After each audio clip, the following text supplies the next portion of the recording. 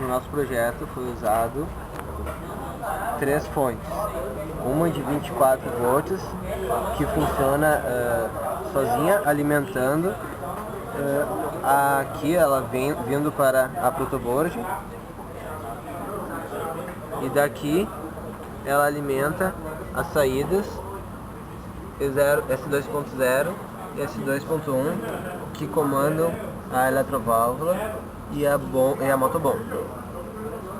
A outra fonte ligada em série com 12 volts e 24 volts alimenta os circuitos sensores. Também passando através da protoboard. Então, que seria a fonte de 12 volts e aqui a fonte de 24 volts, sendo que todos os zeros estão interligados, como a gente pode ver ali no board do CLP.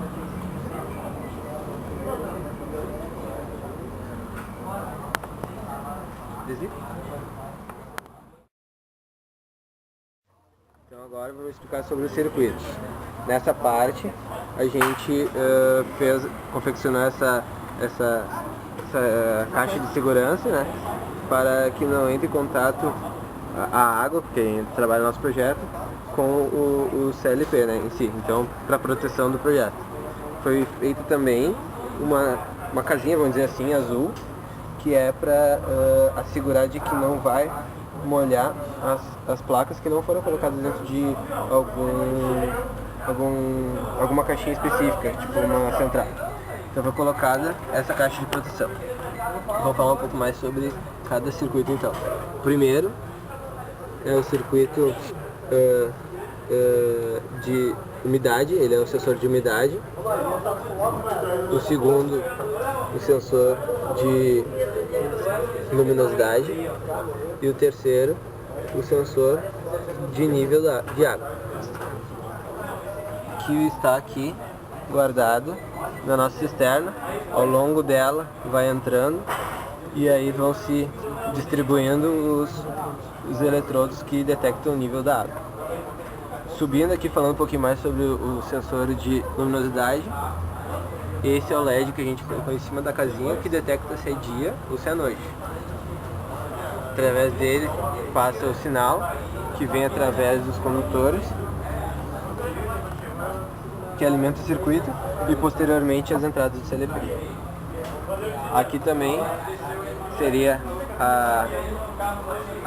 os dois terminais que entrariam em contato com a umidade, que seria dentro dessa esponja, dentro dessa água, e essa umidade iria sendo conduzida para este condutor, junto com o de iluminação, até o seu devido local na caixa de segurança. Vamos falar agora do circuito. Falta agora falar sobre o circuito dos LEDs, né, que cada um representa o nível da água atual. Seria aqui o primeiro o LED de nível alto, depois o LED de nível baixo, de nível médio, e depois de nível baixo. Eles seriam emitido o sinal e eles são acionados através das saídas S2.2, S2.3 e S2.4, respectivamente em nível alto, médio e baixo, conforme está pré-estabelecido na lógica do programa de usuário. Ainda temos aqui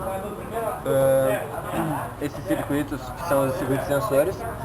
Eles fazem o comando de dois componentes essenciais do nosso trabalho, que é a eletroválvula. Vocês podem ver aqui, ela está acoplada, que suga a água, ela permite a passagem de água através dessa tubulação, que vem do nosso funil, que seria a representação da concessionária que fornece a água, né? Então ela vem cair aqui dentro, né? A água vai através da tubulação até chegar no seu término dentro do reservatório. Tá certo? Lá dentro do reservatório nós temos a motobomba, um equipamento preto, vocês podem ver. E ele também é coordenado, ele também é acionado pelo circuito, por esses circuitos. Esses sensores também, esses dois equipamentos, a eletroválvula e a motobomba, eles foram utilizados, só que eles funcionam em corrente em tensão alternária. Isso que significa que eles funcionam com 127 volts. Para tanto, tivemos que usar dois contatores de 24 volts. Esses contatores são acionados pelos comandos dos sensores. O primeiro contator, que é este, coordena a motobomba. E o segundo contator, a eletroválvula.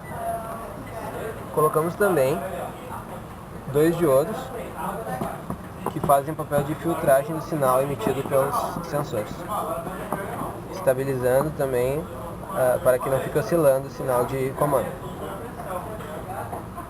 A força então é acionada por 127 volts, que vem da alimentação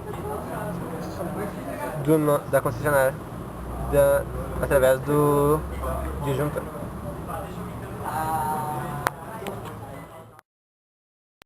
Aqui vou falar um pouco mais sobre a funcionalidade do CLP. Então esses aqui seriam os circuitos sensores que emitiriam através dos cabos os sinais para que sejam satisfeitas ou não as condições pré-estabelecidas no programa de usuário. Vamos passar agora para o CLP ali. Então o CLP recebe esses sinais através das entradas que ficam aqui embaixo. Entrada é 0.1, e 0.2, e 0.3, e 0.4 e 0.5. Também temos a entrada 0.0 e esta é uma entrada digital, né, que não tem nenhum hardware que comande ela. Manda saída pra ela. Aí, fecha. Tá, continuando a entrada tem o 0.0, que é o temporizador, né, que conta os décimos, os segundos, os minutos e as horas.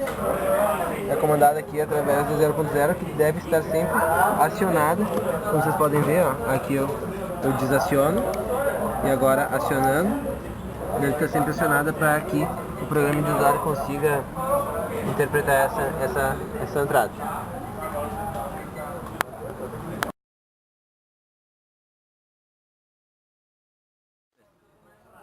Bom, então é chegada a hora de apresentar o nosso projeto funcionando, o qual necessita de 4 fatores para funcionar perfeitamente.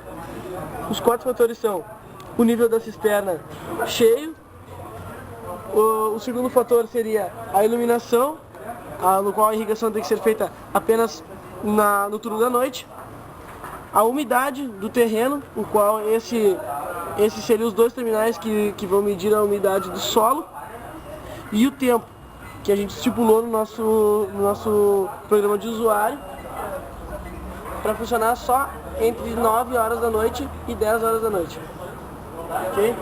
Então, como a gente pode ver aqui, como esses 3 LEDs nos mostram, o LED verde mostra o nível cheio, o LED do meio, que seria azul, mostra o nível na metade, e o nível 50%, e aqui o LED vermelho seria de alerta que o nível está baixo. Como a gente pode ver aqui, o nível está cheio. Aqui ainda está de dia na representação, e o solo já está seco, não está pegando água nele. Só quando a água fazer a corrente circular entre os dois terminais, seria o solo úmido. Pois bem, cisterna cheia, solo úmido, o horário 9 horas da noite. Assim que eu fizer a noite nesse LED aqui, fizer a sombra nesse LED para mostrar, para fingir a noite, né? Ele vai começar a irrigação do solo. Acompanhe.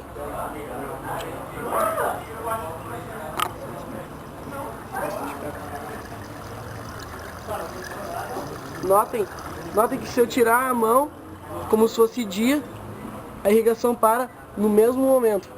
Assim que eu ponho, a irrigação volta na hora. Quando o solo... Quando a cisterna chegar na metade, ligou o LED do meio, LED azul, no nível médio. Notem também que se o solo já estiver úmido, representado por esses dois polos, a irrigação para na mesma hora também, mesmo estando de noite. De dia, de noite, ela não irriga de jeito nenhum se tiver já o solo úmido.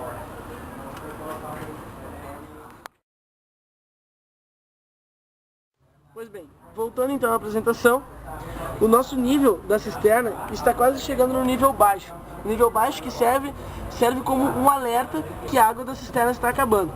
Assim que o nível baixo for ativado, a eletroválvula, que vai liberar a água da nossa concessionária de água, em questão que seja a Corsã, que a gente está apresentando como esse funil, vai ser ativada, deixando passar água para encher a cisterna automaticamente.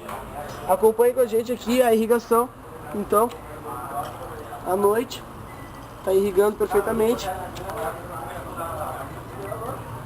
E o nível da cisterna chegou ao nível baixo.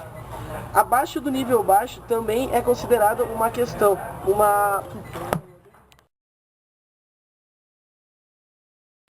demonstrando o que eu tinha falado agora há pouco, como o nível está abaixo do nível proposto para a irrigação, mesmo eu botando, mesmo estando de noite e o nível e a umidade da água a umidade do solo estando seca, a irrigação não vai acontecer, pois estamos com pouca água dentro da cisterna.